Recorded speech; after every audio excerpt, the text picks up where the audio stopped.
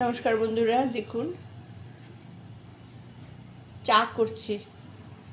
চা আপনারা ভাবছেন কেন চা দেখাচ্ছি? না, মন মেজাজ ভালো না তো। আপনারা তো বুঝতেই পারছেন কী জন্যে মন টন খারাপ আমাদের।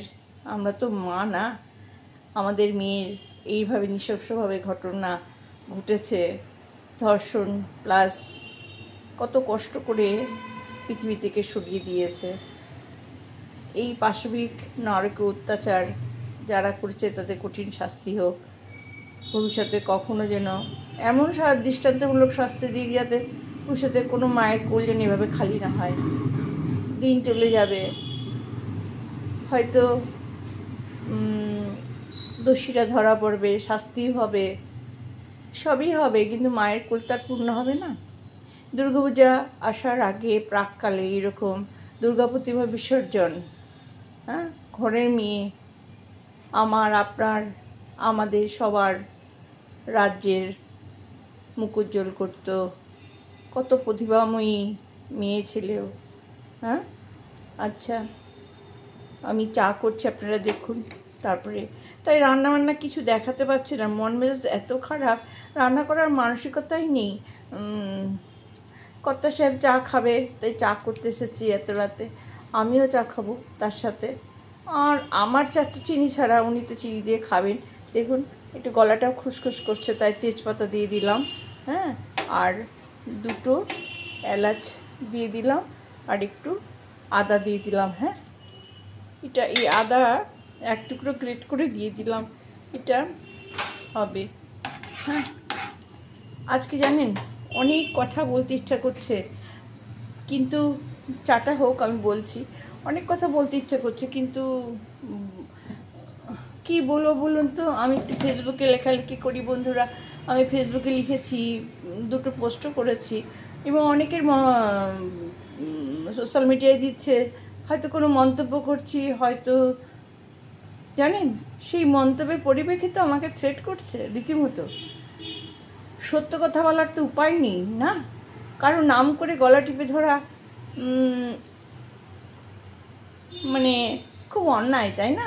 অন্যের ফাইলে গিয়ে তো ফেসবুক কর্তৃপক্ষ এগুলো দেখে না, ইউটিউবেও কি বলবো, যদি আবারও সেই রকম ইউটিউবও আমাকে বন্ধ করে দেবে। সত্যের জন্য সব কিছু করতে রাজি, তবে এই অন্যায় বরদাস্ত করা যাবে না। এ কি কোথায় উনি কি শালীনতার ড্রেস ছেড়েছে, ড্রেস পরেছিল না, বা রাতে বাইরে রাতে কেন যাবে না মেয়েরা? কর্মক্ষেত্রে তো সব জায়গায় রাতে ডিউটি পড়ে মেয়েদের, তো মেয়েরা স্বাধীন হবে কবে বলুন তো? পুস্তান্ত্রিক সমাজ থেকে আমরা কিছুতেই বেরোতে পারছি না, আমাদের সেই রোষানলে পড়তেই হচ্ছে। নারীদের দেহটা কি ভোগ্যবস্তু যে সবাই ভোগ করবে বলুন তো?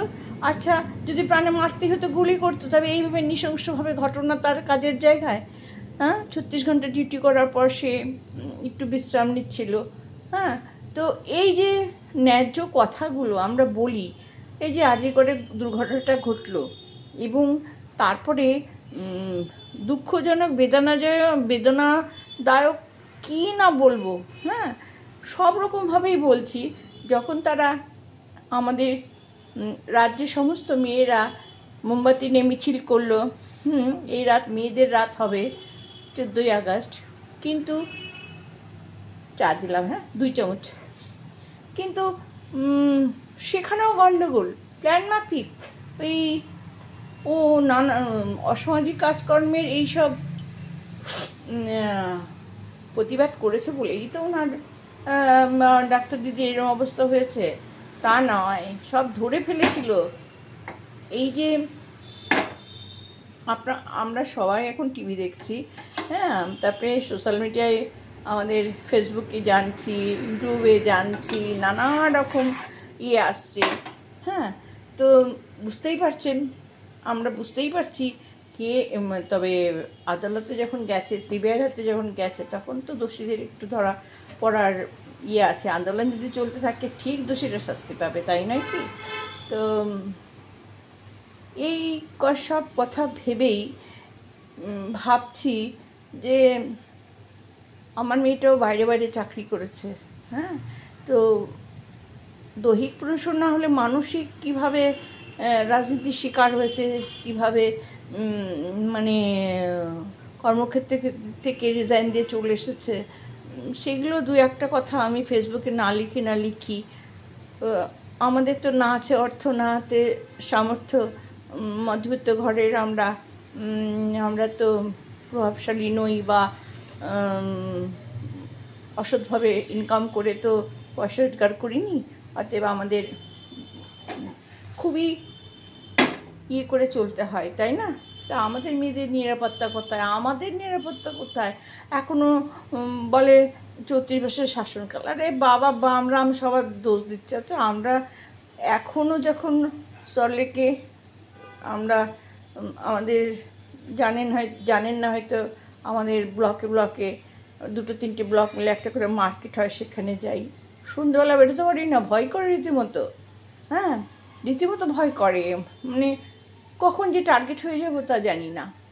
হ্যাঁ, তো কি দিনকাল পড়েছে বলুন তো, একদম সাংঘাতিক অবস্থা খারাপ দেশের, রাজ্যের। এই যদি নিরাপত্তা না দেয়, তাহলে আমাদের মেয়েরা নিজের রাজ্যেও নেই, বাইরেও নেই। হ্যাঁ, আমি না এইভাবে দুধটা দিই। হ্যাঁ, আলাদা আলাদা করে 1 হাতা করে দুধ দিলাম। হ্যাঁ, এখন যেহেতু আমার কর্তা চিনি খাবে বলে চিনি দিলাম, আমি চিনি দিলাম না, চিনি ছাড়া। এইবার আমি চাটা ছাঁকবো। দেখুন, এই জলটা কম হয়ে গেল, যদিও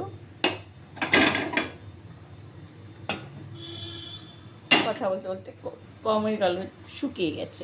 ঠিক আছে, কমই খাবে, আমার কর্তা তো বেশি খায় না। আচ্ছা,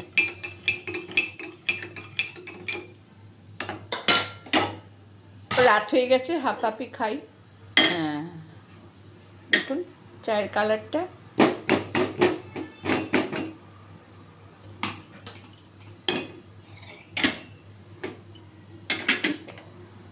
এরকম হবে, একটু বেশ করে ফুটিয়ে নিয়ে 1 কাপের জায়গায় যদি হাফ কাপও হয় তাহলেও খুব সুন্দর হবে।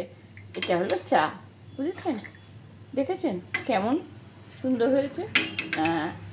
এইভাবে এলাচ দিয়ে আর আদা দিয়ে, তেজপাতা দিয়ে চা আপনারাও করে খাবেন, মনটা ভালো লাগবে। সর্দি, তারপরে গাটা ম্যাচ করলে এরকম চা খেলে খুব ভালো লাগে। রান্না করার মানসিকতা নেই বন্ধুরা, তবে হ্যাঁ, এই শোকটা কাটিয়ে উঠতে হবে, কারণ মনে হয় যেন আমারই মেয়ের সাথে এরকম দুর্ঘটনা ঘটেছে। অন্তর থেকে উপলব্ধি করলে না এইরকমই হয়। ভালো থাকবেন বন্ধুরা,